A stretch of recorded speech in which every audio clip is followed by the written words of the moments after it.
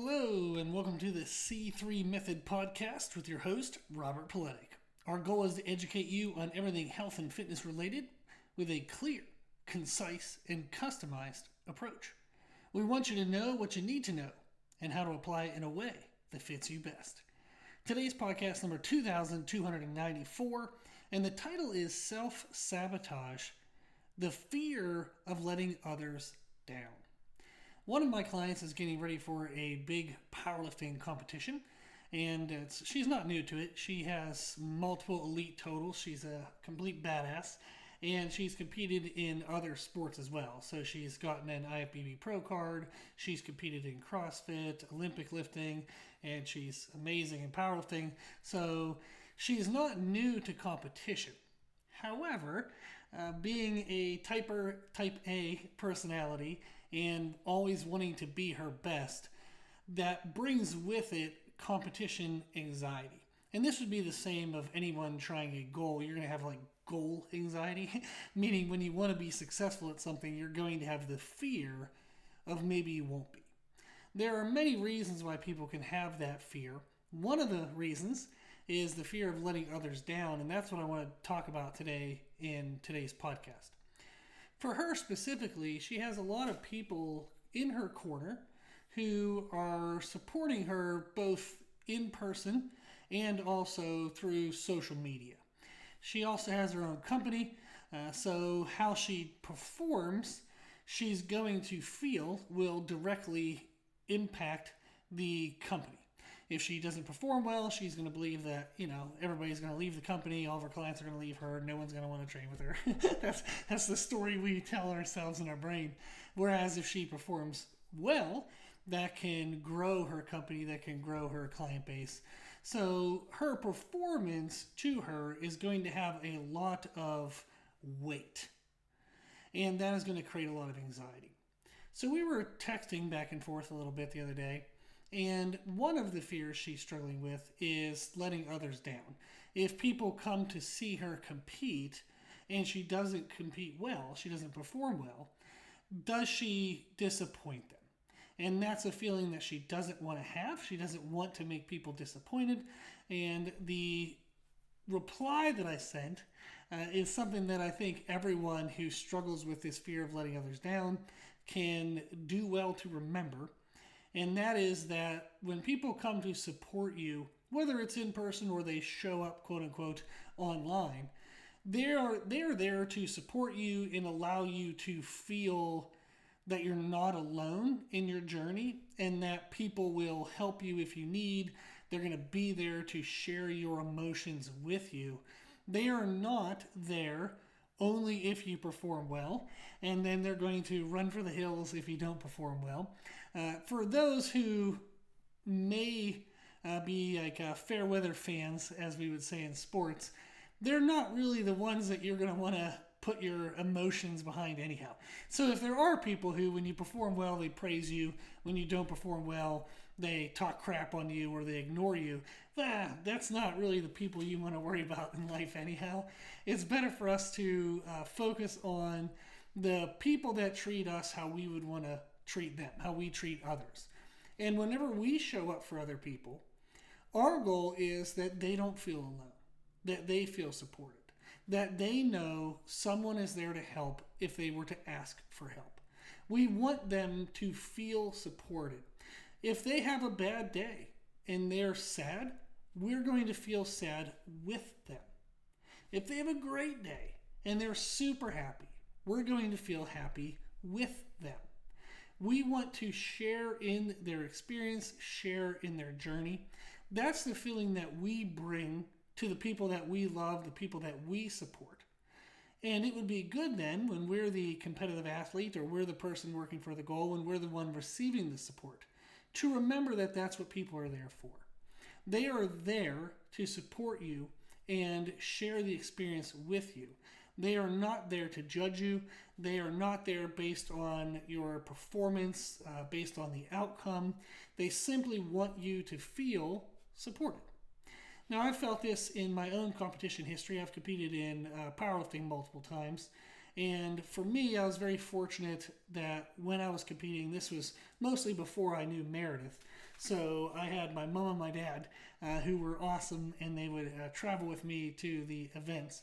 And one of the great things about having people to support you is when you're communicative and they show love in return, they will support you in the way that you would like best. So with my parents, what I often asked them was, I'm going to be relatively quiet because that's the way I am when I'm in kind of competition mode. I just kind of focus inward on myself. I pay attention to my cues. I pay attention to my food and my time in my warm-ups. I really want to isolate what I can control and give my best attention to that. So I don't chit-chat a lot. So I've told my parents before is, hey, I'm super happy you're here. Thank you very much. Please stay nearby. If I want to chat, I'll initiate it. If I don't initiate anything, I'm probably not in the mood to chat. So maybe some quiet time would be best. And my parents were awesome, and they supported me exactly in that way. And that's what I do for clients when I've been fortunate to get to go to their competitions. So I work with clients all throughout the United States and outside the United States. I have clients in 7 countries. So I don't get to go to all of the competitions. I do a lot of virtual stuff, which is great. But I try to show up for them in the way that they communicate to me that works best for them. Or if they haven't communicated it, I will ask them. I'll be like, hey, do you want someone to chit-chat a little bit in between things to keep things calm? Do you want me to stay, relatively quiet? Do you want me to get fired up? Do you want me to kind of bring you down, like keep you under control? So I've had clients have been everything in between. Some clients, they get super nervous, so it's best for them if I'm a nice calming voice, like very reasonable, slow pace, kind of bring down the energy. And that helps balance the internal excitement that they have. And then I have other clients that are like ready to rip people's faces off. So you want to get fired up and excited and share in that, not get them too overhyped. But if they thrive on that hype, you want to be with the hype, not bringing it down. So that's been fun for me, is learning over the years of helping clients. Like I've been, training people for 25 years. So you get to learn their personality and say what would complement what they need the most, and that's what I'm going to be that day. Now for myself, I've always communicated with the people around me, and I would definitely suggest any athlete do that. And for the aspect of letting others down, that is actually really helpful as well. Is if you are having anxiety about letting others down, whether it's for a competition or maybe you just have a goal of losing weight and you really want it, but if you make it known to other people, if you ask people for other help, you're afraid that, if I miss a meal or if I mess up or if I fail, I'm either going to get judgment from them or I'm going to let them down because now they were involved and they were trying to help, and now I'm not doing it, so their help means nothing. We can have a lot of those negative, swirling thoughts. It's helpful then to communicate with the people around us and say, what do you want? Do you want them to chit-chat with you? Do you want them to stay quiet? Do you want them to help? But if they help, can you help me with the things that I asked, but don't do anything extra? Just do what I asked. Don't try to solve problems for me. Maybe at this moment, I just want somebody to listen to me. I just want to vent. I don't want solutions. So when I say something and complain about something, don't try to solve it for me. I don't want a solution right now. I'm just releasing emotions. I'll find the solution myself, or I'll find the solution with my coach. I see that a lot with diet advice, is somebody will say they're struggling with a diet, and then someone around them, in a meaning to be loving way, they give them advice. However, their advice is severely uneducated. So usually that advice kind of muddies the water with the stuff that the person should be doing. So it's best, if you don't want advice from people, to tell them that and say, hey, can you just listen? I just need someone to listen right now. I don't need a response. I don't need a fix. I got a coach for that. I have a pretty good idea of what I do need to be doing, but I just want to release some emotions. So communication can help a lot. If you have people coming to the event that you're going to be competing in, saying, hey, I really appreciate you coming. I'm not sure how I'm going to do. I hope I do very well, but I can't promise anything. they're going to immediately respond, oh, that's totally fine. I'm not, you don't need to promise me anything. That's going to be the typical type response. They just want you to feel supported. They want you to do well.